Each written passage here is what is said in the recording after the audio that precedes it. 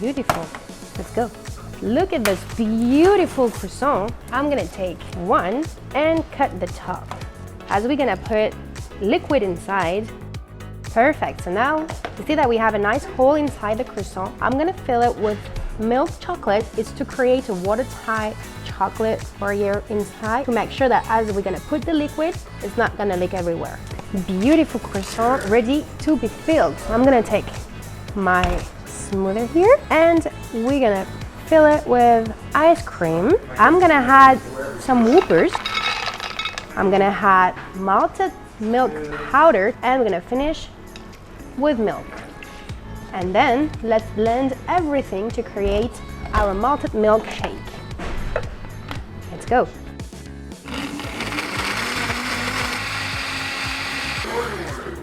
Beautiful. I have this really milkshake texture and I'm gonna pour the milkshake inside the croissant.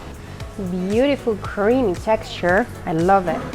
A little straw on my croissant and let's go. Once you have your flat croissant like this, I'm gonna put them on a pan with a lot of butter, maple syrup, and we're gonna let them cook like this until they have a beautiful golden color to caramelize. Use some weight on the top of them to make sure that they stay really flat. We want those crispy croissant chips.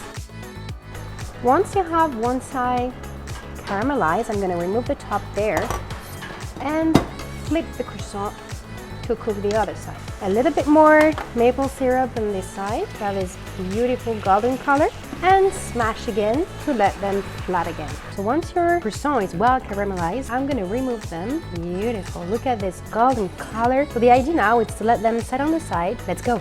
We're now ready to create this beautiful milkshake, and we're gonna put this beautiful cream in the top.